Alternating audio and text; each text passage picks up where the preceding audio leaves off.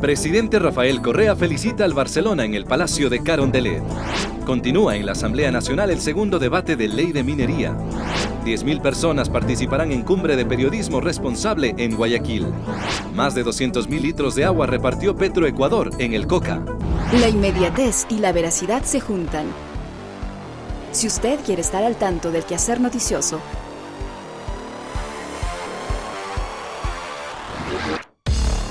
conéctese a www.elciudadano.gov.es.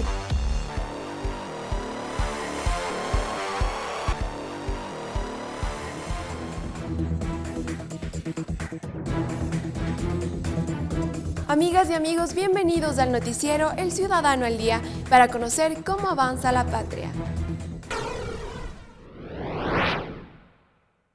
El campeón de fútbol ecuatoriano Barcelona Sporting Club fue recibido y felicitado por el presidente de la República, Rafael Correa, mediante un almuerzo que ofreció en el Palacio de Carondelet. El mandatario, junto al ministro de Deporte y el ex integrante de Barcelona, José Francisco Ceballos, dio la bienvenida a los integrantes del club y felicitó ampliamente a los representantes del equipo más popular del Ecuador. Ellos acudieron al Palacio de Carondelet en compañía de personalidades del mundo del fútbol y exmiembros de la plantilla amarilla.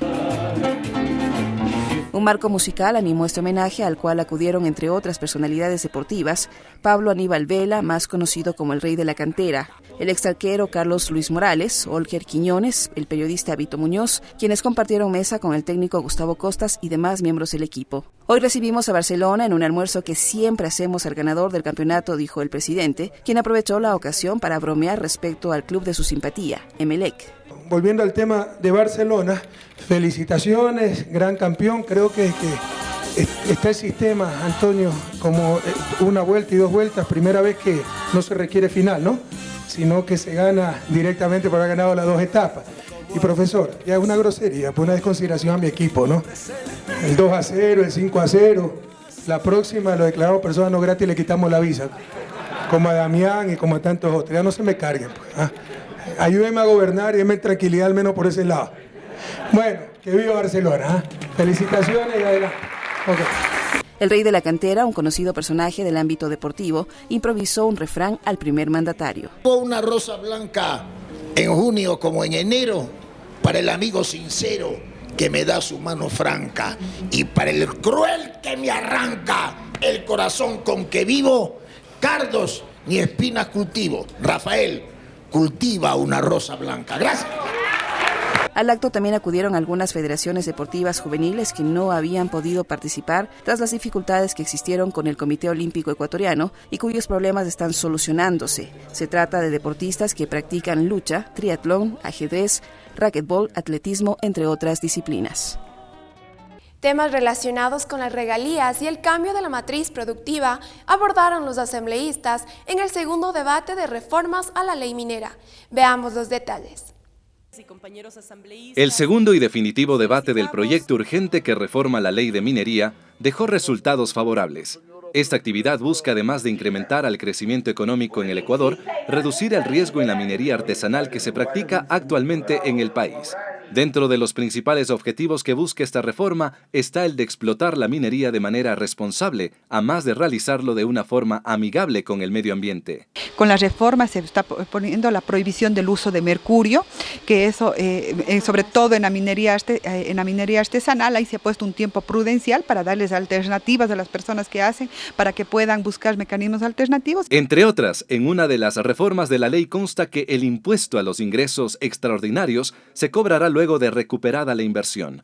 Otra de las reformas importantes es la priorización de la empresa nacional sobre la extranjera. Que esa es una clara muestra de que ya el Estado ecuatoriano y sus recursos naturales no se anteponen al interés nacional, sino que hay una defensa absolutamente soberana, digna y patriótica en este tipo de negociaciones en función del interés nacional y no de los intereses particulares de cualquier transnacional, sea cual sea. Este cambio es un cambio sustancial a la actividad minera en el país.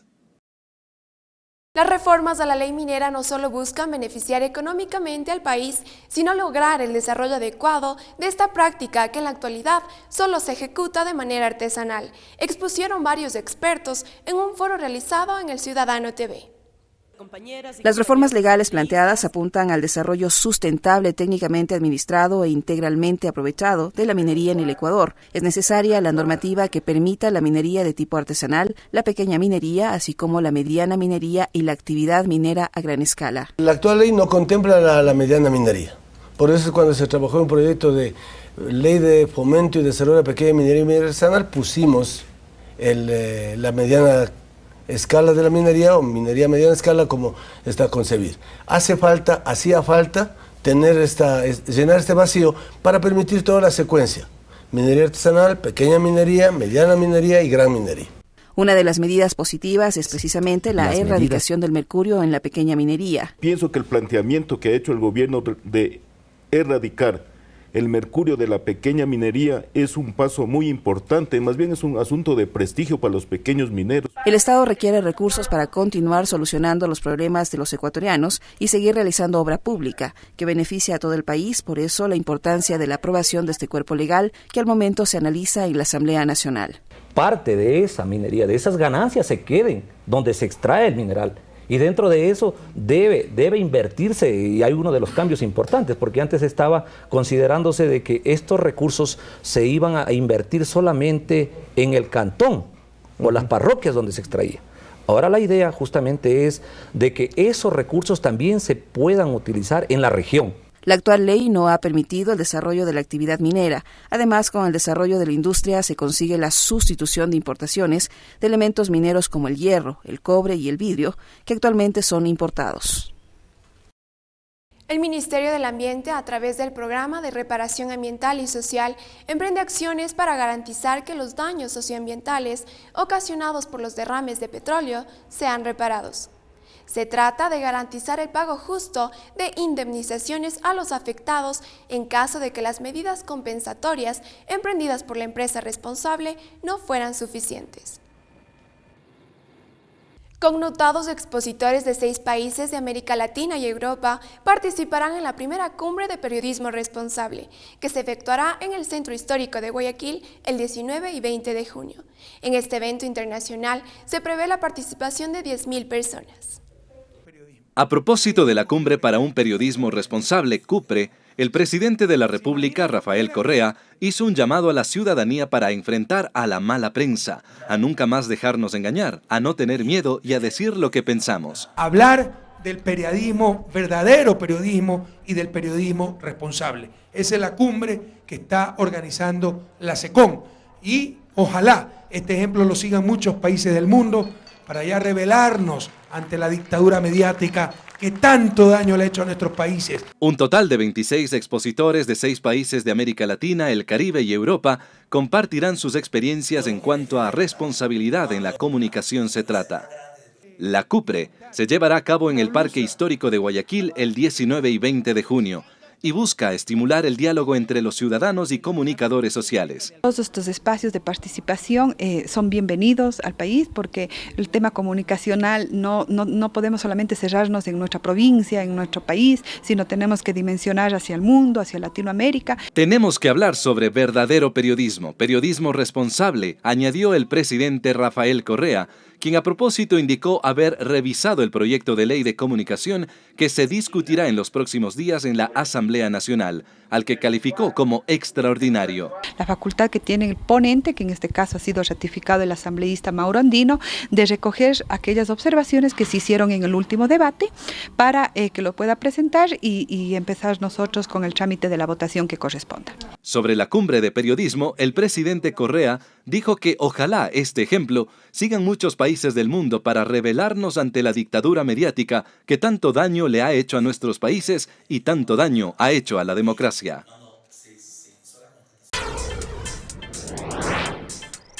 Más buenas noticias. El gobierno graduó a más de 4.500 estudiantes de universidades cerradas dentro de su política de mejorar la educación superior en el país.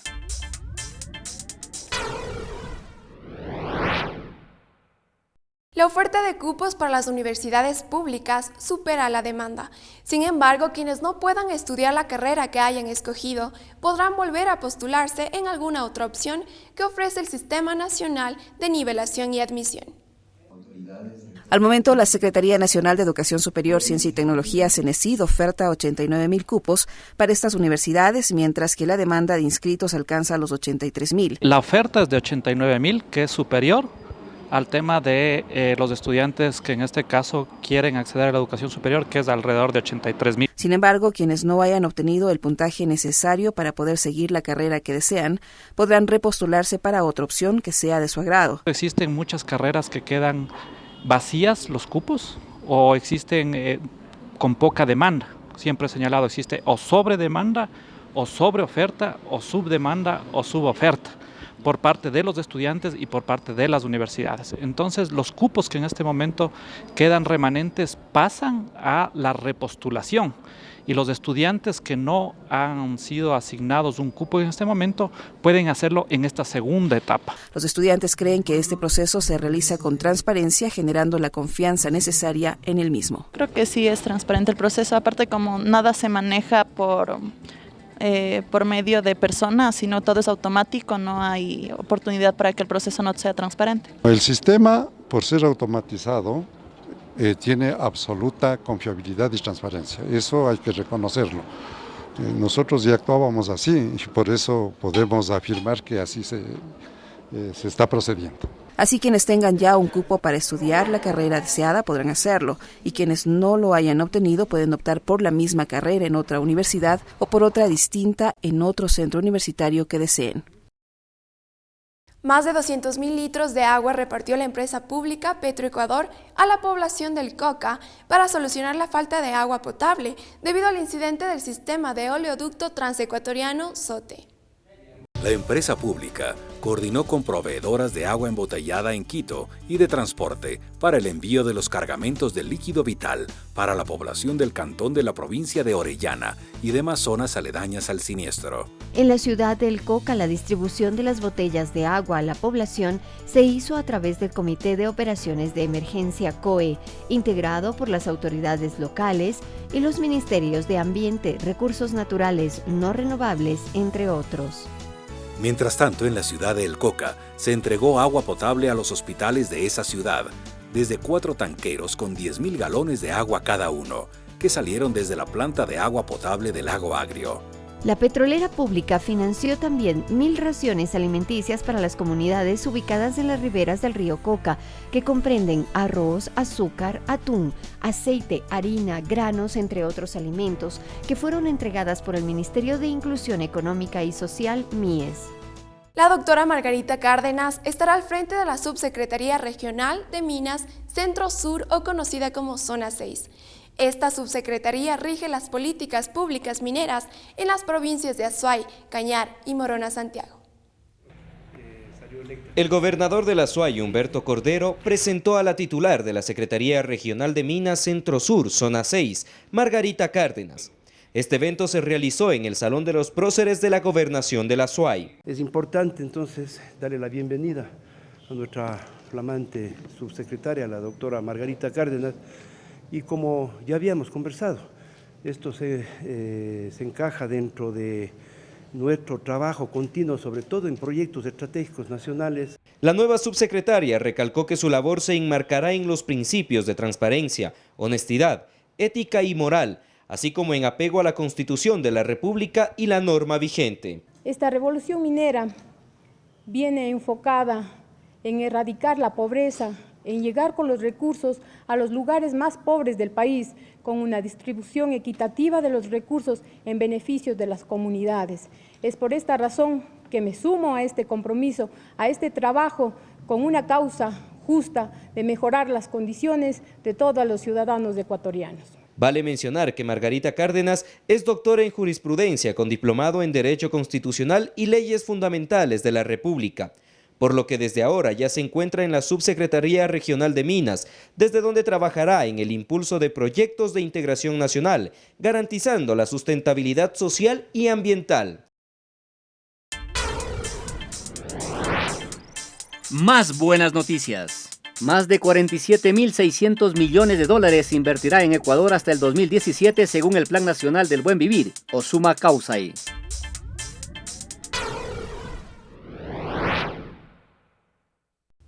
Y en el plano internacional, en el departamento de Chocó, en Colombia, indígenas denuncian ser víctimas de contaminación ambiental.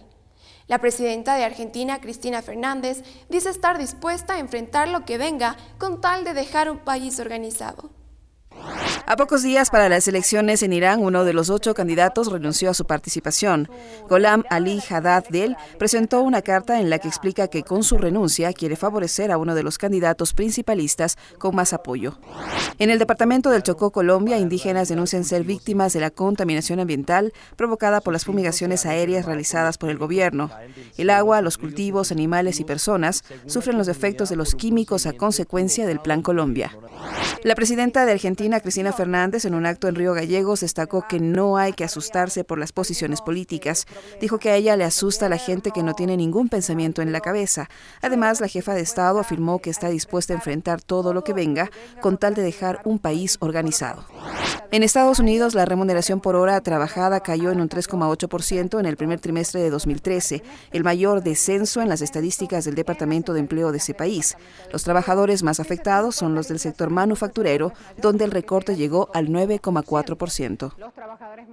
Llegamos al final del informativo. Como de costumbre, les dejamos con el entrevistado del día de hoy. De mi parte me despido y les espero en la próxima edición del Ciudadano al Día. Estimados amigos y amigas televidentes, bienvenidos a El Ciudadano TV. En este espacio de diálogo abierto nos encontramos con la asambleísta María Augusta Calle, quien fue electa por la circunscripción 3 del Distrito Metropolitano de Quito. Con ella dialogaremos sobre varios temas de interés nacional e internacional. Asambleísta, bienvenida a El Ciudadano TV. Buenos días, muchas gracias. Asambleísta, para empezar, la transitoria primera de la Constitución de Montecristi y la consulta popular del 2011 pidieron la construcción y aprobación de una ley orgánica de comunicación. Sin embargo, la anterior Asamblea Nacional desacató este pedido. Llegó la hora, con una mayoría legislativa, de aprobar este proyecto vital para los ciudadanos. Bueno, la antigua Asamblea no desacató. De hecho, conformamos una comisión ocasional de comunicación donde los miembros del Movimiento País, entre ellos yo, que fui vocal de esa comisión, trabajamos de manera muy fuerte. Preparamos 2 informes, uno de ellos, el segundo informe es el que vamos a votar, espero que en esta semana o en estos días.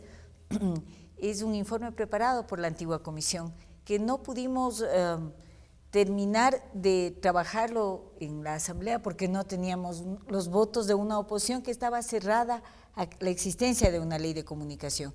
Ese informe, que creo yo que es una propuesta de ley de las mejores de América, la vamos por fin a votar y a someterla a consideración del compañero presidente en estos días. Corrijo, una oposición política que desacató el mandato constitucional y que por otro lado casi permite que la Corte Constitucional expida una norma transitoria que hubiera sido como quitarle atribuciones a la función legislativa. Así es, una oposición política que, estando de acuerdo en el 80% de los artículos, se resistía a votar a favor de la ley de comunicación porque tenía una enorme presión mediática.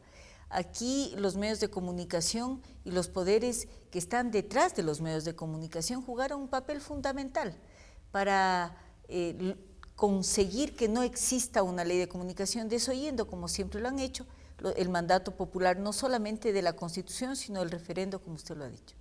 Señora asambleísta, ¿existe algún consenso ya a priori para aprobar el proyecto de ley que ya fue, que tiene un segundo informe por parte de la Comisión Ocasional de Comunicación conformada por Mauro Andino?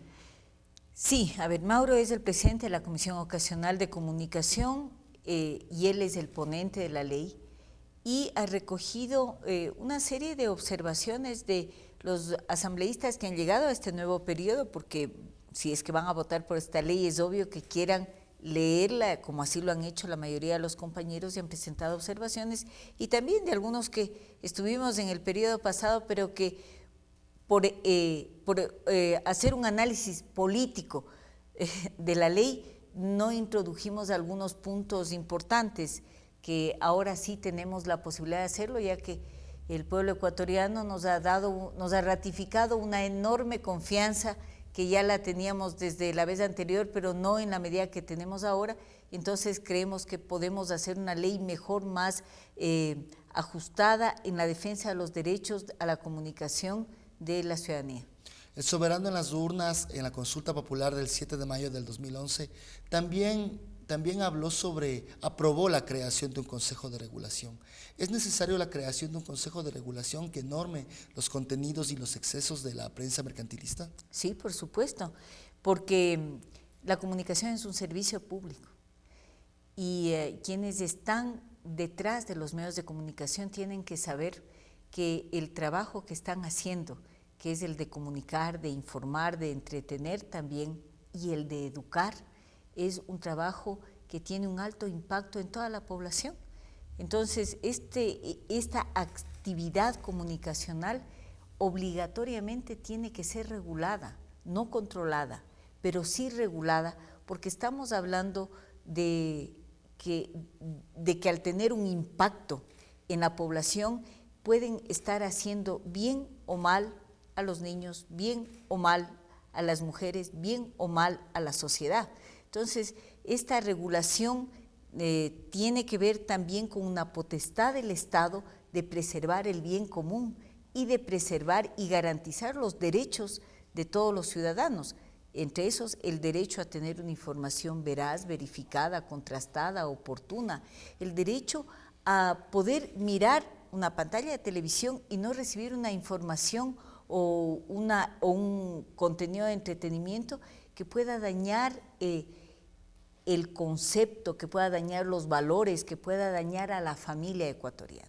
Esos derechos tiene el Estado la obligación de garantizarlo y por esa razón tiene también la obligación de regular lo que se haga a través de los grandes medios de comunicación. Para conocimiento de la ciudadanía y de los televidentes que nos miran, de aprobarse la ley de comunicación, ¿cómo estaría conformado este Consejo de Regulación? Bueno, una de las propuestas que se ha hecho y que entiendo que el compañero Mauro Andino la ha acogido es que el Consejo de Regulación esté conformado por un representante de las diferentes funciones del Estado, la función ejecutiva, la función legislativa, la de participación, la función de transparencia y un representante del defensor del pueblo. ¿Las universidades también entran en este contexto? Ellos estarían conformando el Consejo Consultivo de Comunicación, las universidades, los representantes de los cineastas, los representantes de los comunicadores sociales, los representantes de las universidades, los representantes de las veedurías ciudadanas legalmente constituidas. Asambleísta, este momento quería tocar con usted un tema un poco más personal. Pocos meses después del ataque a Angostura, usted fue víctima de la presión mediática, de este linchamiento mediático. Se le trató de vincular explícitamente con las FARC, con las Fuerzas Armadas Revolucionarias de Colombia.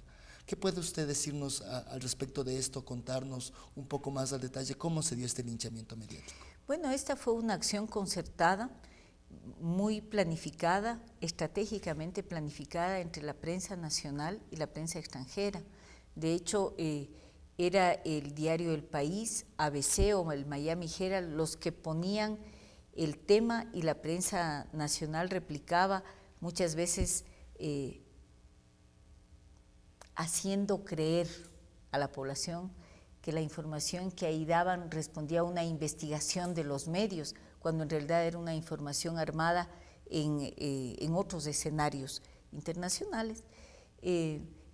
Esta acción concertada que se dio en torno a mi persona y a otras también, todas del gobierno de la Revolución Ciudadana, responde a la figura del linchamiento mediático, que tiene una característica que es fundamental para que sea linchamiento mediático. No toda información que se dé y que pueda afectar a una persona es linchamiento mediático. El linchamiento tiene una característica que es qué rédito saca, qué gran objetivo, ya sea político, económico, está persiguiendo. En el caso mío era un objetivo político. Yo había estado en la presidencia de la Comisión de Soberanía, Integración y Relaciones Internacionales de la Asamblea Constituyente, estaba en esos momentos ahí y habíamos decidido una decisión política tomada dentro del gobierno de la Revolución Ciudadana, no mía obviamente, pero con la que estoy absolutamente de acuerdo y de la que me enorgullezco mucho, es, habíamos decidido que en la Constitución esté un artículo que prohíba la presencia de bases militares extranjeras y militares extranjeros en nuestro territorio. Y habíamos declarado que este es un territorio de paz. Esto obviamente daba como resultado que las tropas estadounidenses debían salir de la base cedida en el gobierno entreguista de Yamil Mahuad. Cuando entregamos estos artículos a que sean puestos a consideración del plenario en la Asamblea Constituyente, fue una fecha que coincidió con el bombardeo de Angostura. Nosotros entregamos los primeros 5 artículos, que además eran los primeros 5 artículos que íbamos a debatir en la Asamblea Constituyente. El quinto es el que hace referencia a las bases militares. Estos artículos fueron entregados a las 12:20 o 15 minutos del 29 de febrero o 1 de marzo. A los 5 minutos que habíamos entregado estos artículos a la Secretaría de la Asamblea, y esto se puede comprobar, son documentos públicos, está el matasellos con la hora, el gobierno colombiano invadía nuestro territorio y bombardeaba Angostura. A partir de eso empezó una persecución muy fuerte a mi persona y a otros miembros de la comisión también, por ejemplo a Paco Velasco. No fue tan fuerte la agresión como fue a mí, y fue una agresión que no duró unos pocos meses, que duró 5 años. 5 años en que los medios de comunicación de forma recurrente, periódica, al comienzo todos los días, tenemos cientos de artículos de prensa malinformando sobre mi actividad, sobre mi persona, sobre mi familia, sobre mi vida privada, tratando de destruir mi imagen pública, mi imagen política y ligarme a las Fuerzas Armadas Revolucionarias de Colombia. Tuvieron que pasar 5 años para que la Fiscalía colombiana, que había iniciado un juicio contra mí en mayo del 2008, dé un dictamen inhibitorio diciendo que no hay razón para que yo tenga algún juicio, sino que se debe archivar toda la investigación que había sobre mi persona. Pero yo le quiero decir algo. Durante este tiempo, especialmente los 2 primeros años, yo entregaba, como soy periodista creyendo en mis colegas, les entregaba la información para que se den cuenta que lo que estaban diciendo no era cierto. Pedía réplica, pedía rectificación, cartas iban, nunca regresó una contestación, nunca sacaron la rectificación, sabiendo que lo que estaban diciendo no era cierto, entregándoles la información para que puedan investigar. No quería que me crean, quería que investiguen simplemente, que cumplan su labor periodística, que hagan el trabajo ético que hemos aprendido desde el primer año de la universidad, desde la primera clase, que es contrastar la noticia, que es averiguar, que es verificar la fuente. Yo les daba las fuentes, les daba el acceso, levanté el sigilo bancario para cualquier persona que quiera ingresar a mi única cuenta, una cuenta de ahorros ahí con unos saldos bajísimos, y les decía, revisen todo lo que ustedes quieran. Nunca lo hicieron, pero de forma manifiesta, con profunda mala fe, fueron construyendo una imagen que no me corresponde a mí. ¿No hubo la voluntad necesaria de los medios de comunicación privados de investigar más a fondo este tema? Aparte de esto, no se realizó solamente notas informativas, sino caricaturas peyorativas, contenidos de opiniones que no daban con la realidad. Sí, me pusieron apodos, me caricaturizaron. No es muy difícil caricaturizarme a mí, pero lo hacían. Era motivo de burla permanente en los medios de comunicación. Recuerdo a un comentarista que tiene un programa, un viejo periodista de aquí de la ciudad de Quito, que hizo un día una encuesta diciendo, llámenme a queridos amigos, con todo el respeto, digamos, si es que creen ustedes que doña María Augusta Calle es terrorista, llamen a mi radio, llamen. ¿No? O sea, cosas así se hicieron, sin darme nunca chance a que yo vaya y les diga mi verdad, a que me conozcan y vean que yo de terrorista no tengo nada. Soy una persona que he trabajado toda mi vida por la paz y que es una persona que amo a la vida y amo a la gente, ¿no? Pero me construyeron una imagen absolutamente diferente y construir esa imagen no solamente en relación al tema que me habían puesto, ¿no? Que era terrorista, sino tratando de manipular la imagen. Si es que yo espantaba una mosca, pues este movimiento era el que sacaban diciendo que estaba yendo a pegar a alguien, ¿no es cierto? Si es que recuerdo una vez en la Asamblea Nacional, yo hice un chiste y hice las manos así, dijeron que yo le estaba insultando a una señora, ¿no es cierto? Entonces siempre, claro, yo soy muy vehemente en hablar, pero esa vehemencia no le contextualizaban, sino le sacaban 2 o 3 frases o le editaban y me iban forjando ante la población una imagen de una mujer tremendamente agresiva, violenta, cosa que no tiene nada que ver con mi personalidad.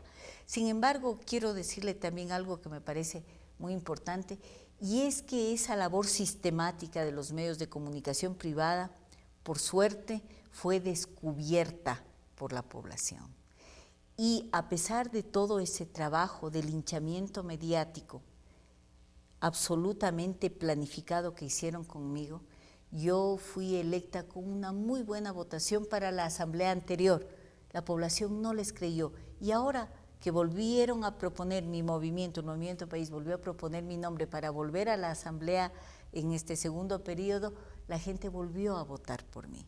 Yo debo decirle que eso demuestra que nuestra población, que nuestra ciudadanía, que los ecuatorianos ya no comemos cuento, que tenemos absolutamente bien identificado la labor de unos medios de comunicación que de independientes no tienen nada y que sabemos identificar a quienes hacen de la comunicación un negocio vil.